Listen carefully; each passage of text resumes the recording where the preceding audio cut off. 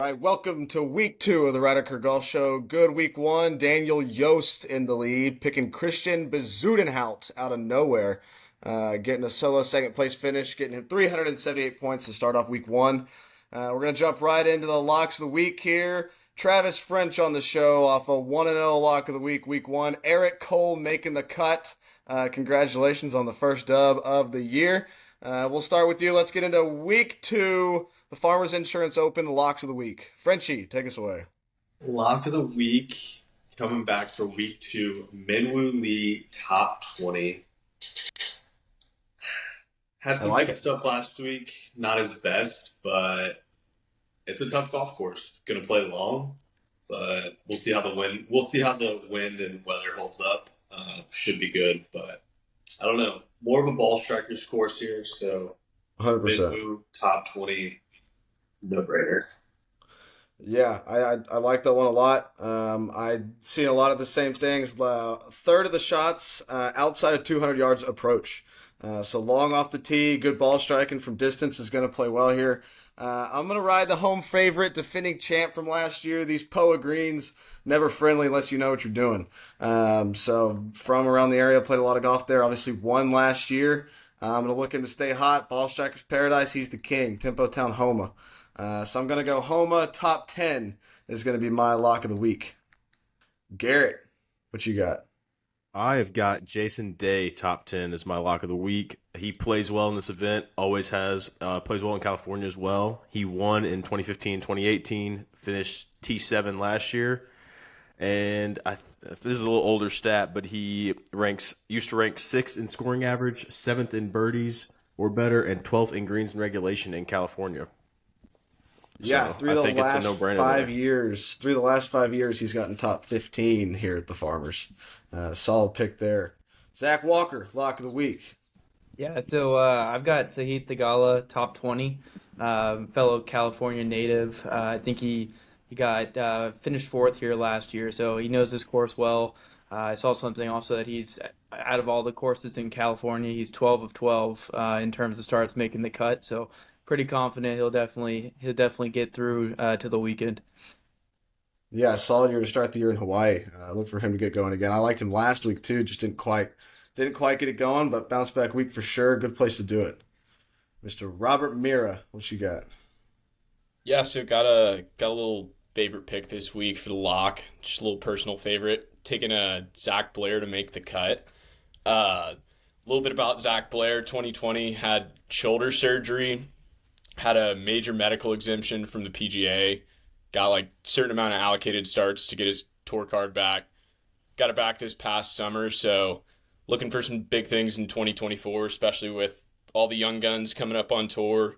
A lot of college kids, especially seeing Nick Dunlap last week get it done. Just these kids coming up on tour, looking to earn their card early. So see if Zach Blair gets started early this week. Yeah, it's been the start of the season of long shots for the winners. I don't know if you've seen like what the starting lines are for the last three guys that have won, but they've just been like triple digits. So we'll see if that breaks this week. I feel like it should. We'll kind of just wrap straight into the fantasy picks here. But I mean, yeah, that being said, U.S. Open back in 2021 was held at Torrey Pines to play in the North and the South course. North course trends a little easier. 10 of the holes average under par, so I think some guys can get it going low out there. South course is going to play harder though. I mean, it's identifiably long, thick rough, and that hard to hold POA. So I think it honestly sets up a lot like a major. Got a lot of good stats from thelines.com this week.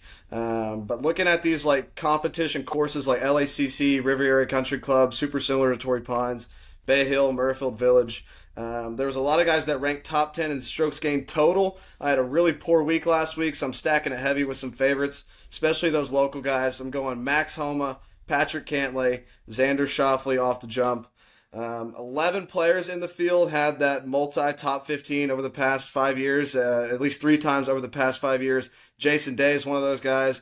I'm taking Jason Day as well. And again, with this POA in the spring, the morning rounds are going to have a different consistency than the later rounds. I think it's all just going to be kind of luck of the draw, especially with putting. If you can get it going, it's going to be a good week. That's going to be my team. Got to have a big week. 69 points total last week, sitting in dead last.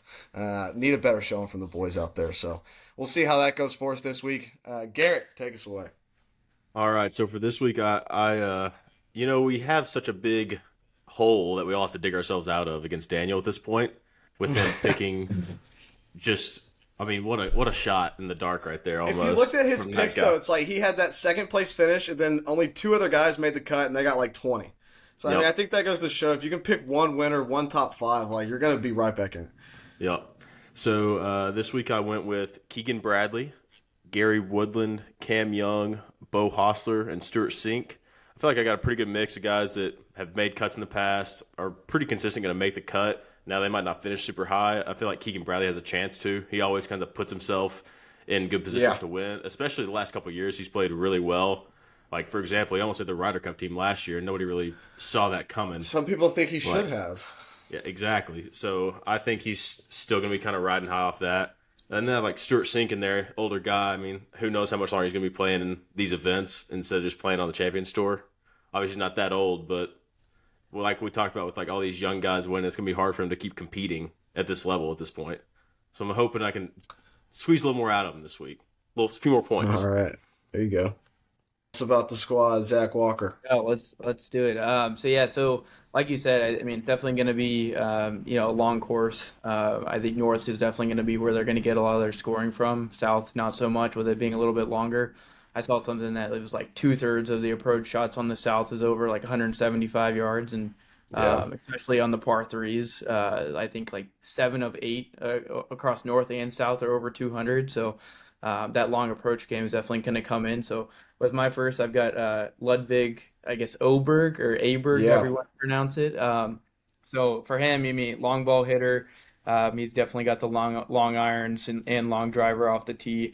I think that I saw something that he's fourth in birdie or better percentage within the field. He's also seventh in birdies gained, first in approach, like I mentioned, from 175 to 200, and so he's definitely right in there. I think that if he can have a good week driving the ball, keeping it in the fairway, he's definitely going to be up there towards the end. Second is also my lock with Sahith Theegala. Like I said, California native. He was runner-up at Century 3 weeks ago. He's fourth in par four scoring. So if he can get it going and keep that putter hot from the Century, I think he could definitely bode well here. Next, I've got Sungjae. I think that he's a good golfer overall. But at the end of the day, he played well at Century. He top 25 at Amex. Was finished tied for fourth here at Torrey last year. So if he can get it going and staying hot, he should definitely have a good outing. Last two are Adrian Meronk and Sepp Straka. Meronk's kind of a different one out there. He's been playing the DP World Tour. He's been playing pretty well though. Outside of Rory, he's pretty much in second over there at the moment. Last 2 starts were 10th and in second. So if he can keep it going, keep him playing hot, he could surprise some of us. And then Sepp Straka, he rounded out the end of last year playing pretty hot and had a tie it for 12th at the Century. So we'll see what he can do. Yeah, Sungjae's got to be one of the most consistent guys. Like he's always making cuts for sure, and I mean top 20s almost every time. Yeah. That's a good squad. A lot of good picks there. I like that. Robbie, what you got? Yeah, so like Zach said, Sahith Theegala, easy pick this week. He's played well. Start the year, he got that second place finish at the Century. Little slow week 2, didn't make the cut at the Sony. Didn't play the Amex, but let's see if the California native gets something going in his home state. He's just a heady kid to watch on the golf course. Really, really fun. Hits a lot of cool shots. Just fun to see him kind of think his way around the course. So see what he gets done this week. And then kind of another personal pick of mine with the second pick, we got Daniel Berger. He's played pretty well at this event in the past. Little thing too, just being a gearhead myself. Seeing him with the TaylorMade MC like 2009s or 2010s, still getting it done on the tour out there, just a little funny to me. So see what he can do this week. He's a consistent ball striker, so I think this course fits his game well.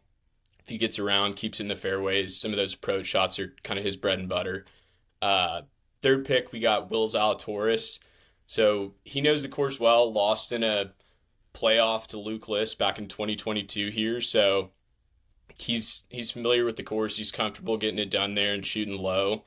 We'll see if kind of coming off a lot of downtime last year with the back injury, see how he's able to bounce back this year. He's had some decent starts to get the year started for him at the Amex. He's, I think, T34, like 17 under, 18 under, something like that. So see what he does this week at Torrey. And then got Sung Jae, another popular guy in the group. He's just easy pick. At Kapalua, I think he broke the record for birdies with like 31 or 32. So guy can really go low. Just a consistent player all around. Think the course fits his game well. Then to round it out with the fifth pick, got Jason Day. He's been really consistent at this place these past 2 years, like top 10 finishes. So see if he can kind of keep that streak going. Maybe play a little loose like his Malbon attire this year. He's looking a little different out there, looking like we're taking Aussie back to mate. 2009. But yeah, rounds out the picks this week.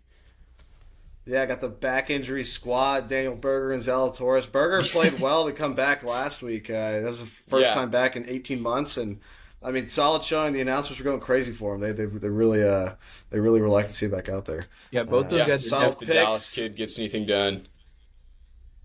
Yeah, those guys Yeah, are definitely yeah, dangerous when they're playing well and not injured. Both those guys are great. Zalatoris been having a little harder time to get back going. But yeah, Berger. I think Berger's gonna have a good week. I want him to. Hopefully Zalatoris does as well. All right, rounding out the picks. Not to be outdone by Daniel Yost, second place in the standings after week one. But you had 4 guys make the cut, 4 out of 5. Yeah. Yeah, I believe so. I was trying to remember who my last pick was last week. I couldn't remember who it was. But we did have a solid week. This week, coming back, we are starting off with Justin Rose. Also, too, we have I feel like a lot of people kind of selected a few of the same people this week, which is super fine. Doesn't matter. But I think everyone looked at a lot of previous history as well and was like, yeah, for sure. Jason Day, Sahith Theegala. Everybody just knows, like, once these guys, like, get natured to these courses and, dude, they know the greens like the back of their hands. Like, it's game over for everybody else. So, I don't know. I think some of the old heads have the upper advantage there. So, that'll be fun to see. So, starting off with Justin Rose. Then we go to Sahith.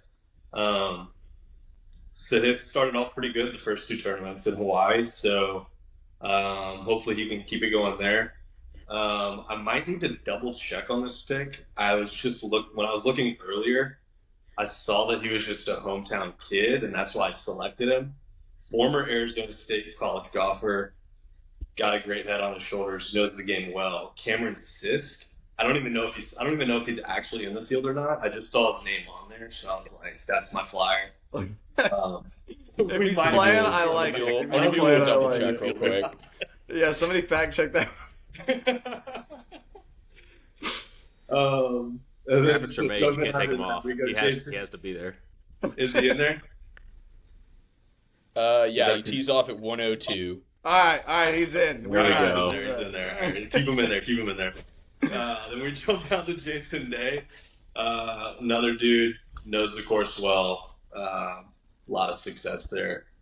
And then we end with Will Zalatoris. Who knows? I mean, I hope the back injuries as a young kid.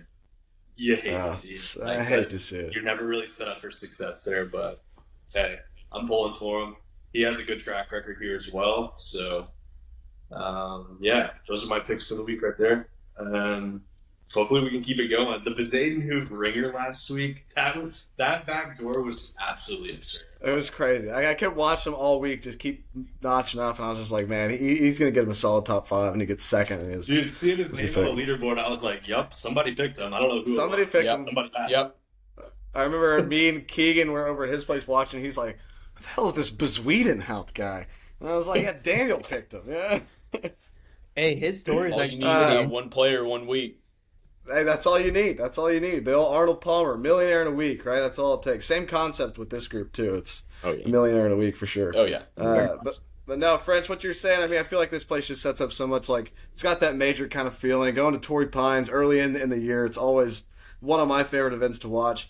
And during those major fields, it's always, hey, I mean, half the field, especially being an open event, it's so big, half the field really is already out of it. And I mean, the old heads are your favorites, or, you know, those guys that you're always seeing top and strokes gained total, especially at a place like this, are going to play well. So I think it's a lot of good picks, a lot of great stuff in there, and looking forward for another great week 2, seeing who's going to get that TaylorMade QI10 after, it's only a few weeks away. I think February 18th is the Genesis. So need to have a few good weeks to get that going.